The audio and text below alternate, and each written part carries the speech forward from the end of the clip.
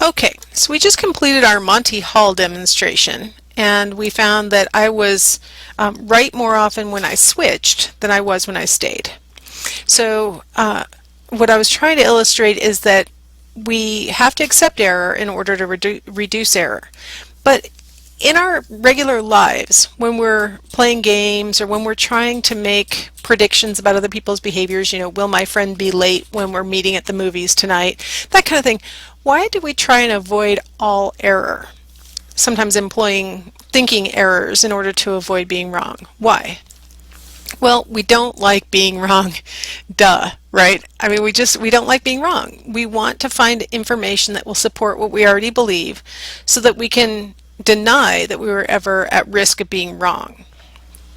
That's the confirmation bias. So a lot of times we deliberately pay attention to those things that support our predictions and we ignore details that would refute our predictions. Losing is punishing. It's really hard for me doing that demonstration to using the Let's Make a Deal demonstration to not want to start trying another strategy. As soon as I lose one time, I think, well, maybe I should stay this time, or maybe I should start with a different door or something. Losing's punishing, even when it's something stupid like the Monty Hall game. There was no money on the line. There was nothing but goat or red sports car picture. Who cares? But it feels bad, and so we want to be right. We don't like being wrong. Now, interestingly, this is probably a characteristic that's good, that we don't want to be wrong. We want to feel like we have control over things. We want to feel like if we just changed our prediction or if we just looked at a different sample, we would get a different outcome because it makes us feel like we're in control.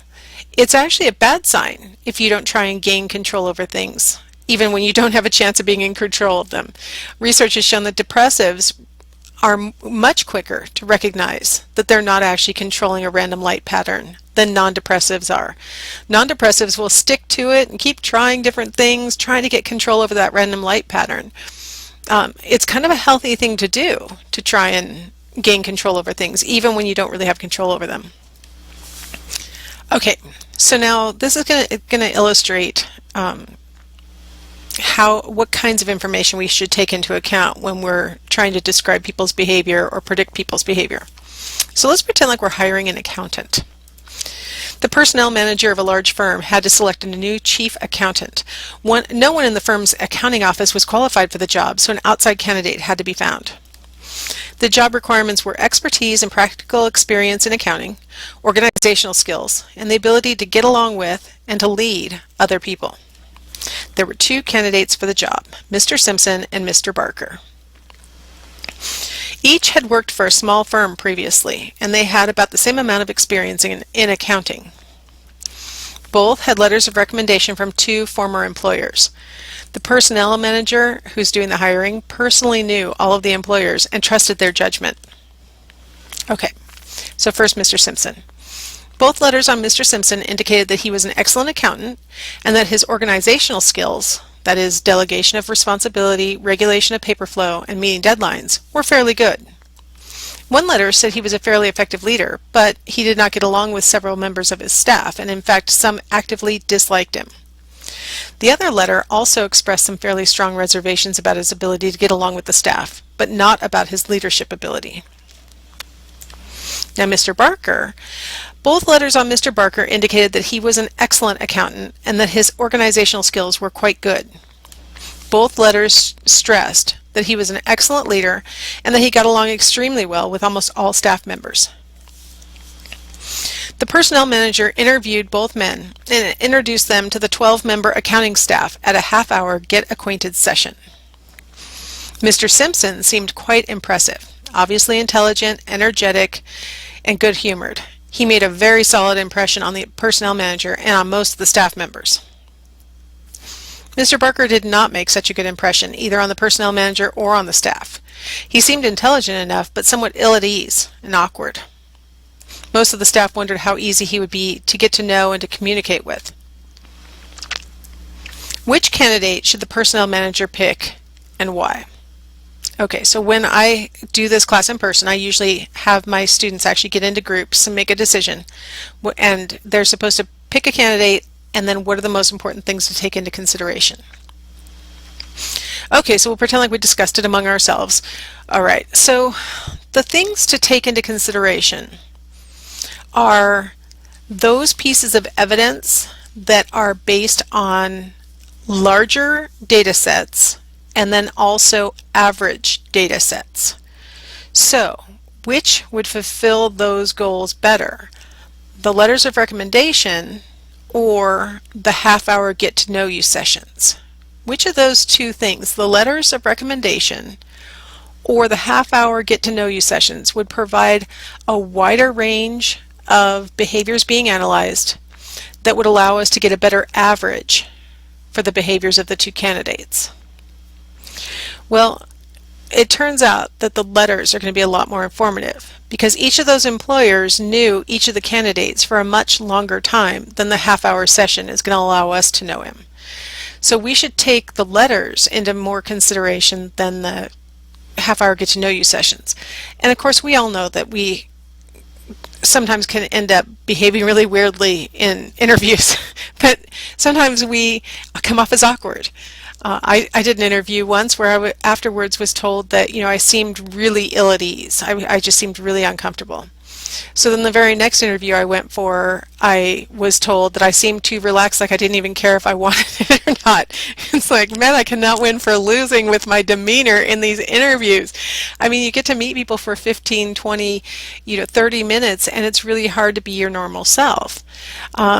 So we should take the letters into consideration. Now, sometimes students will say to me, well, maybe it was just a personality conflict between Mr. Simpson and his previous employers, and that he would get along fine in this staff.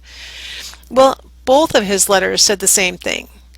What's the one factor that's consistent across both work situations but Mr. Simpson?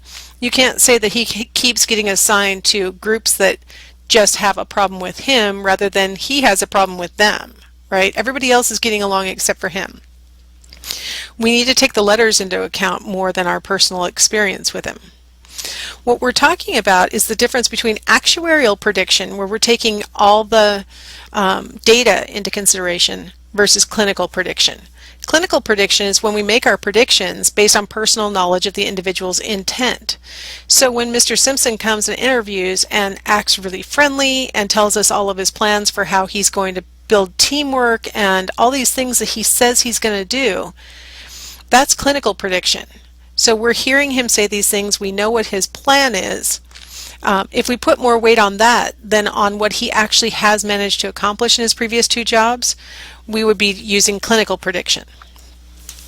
It turns out that using clinical prediction, we make no better predictions of behavior than if we just went with the averages. If we just said he's likely to behave the way he has in the past, or he's likely to behave like other people like him have behaved.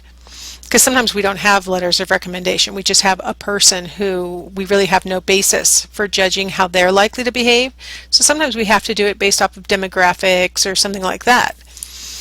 Even when the clinician knows more about the individual, it turns out that the best predictor of future behavior is this individual's previous behavior, or if we don't have that, then other people like this individual's behavior. So I'm going to tell you a sad story about my beloved son. At 18, I got him he was about 18 and a half, pushing 19 when I got him his first car. And unfortunately, I did not realize that Volkswagen GTIs are considered sports cars, so I was already paying through the nose on the insurance. So when I found out, because he's already 19, and then throw in that it's a sports car, so when I found that out, I was tempted to just go ahead and get like the minimal insurance that you're allowed to have.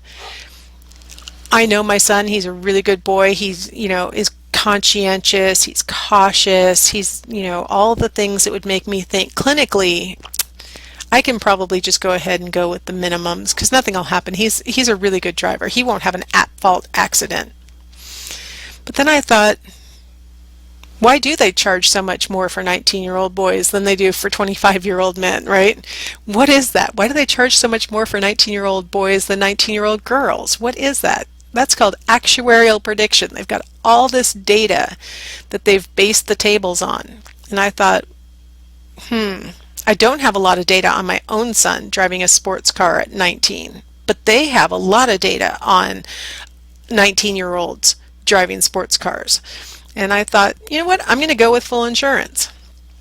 Well, he safely drove the car for about a year and a half until he rear-ended someone on the freeway. And he wasn't even going that fast, but thanks to airbags and so on, everything deployed and his car was, according to the insurance company, totaled. It would cost too much to bring it back to its normal state. So, what just ended up happening?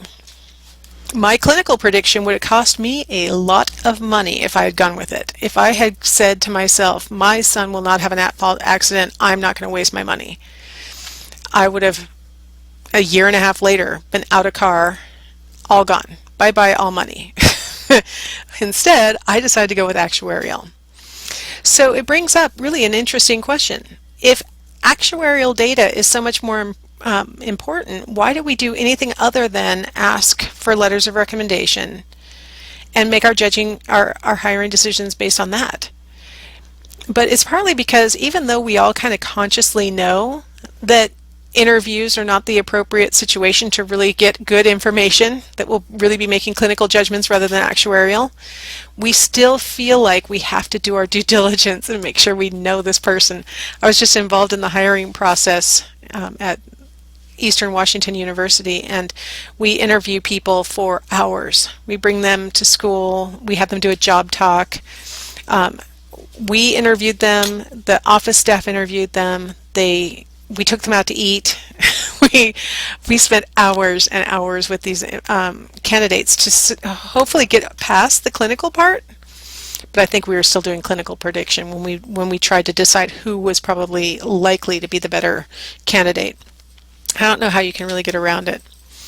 All right, let's go ahead and take a little break, and we will come back and talk about coincidences in our next lecture.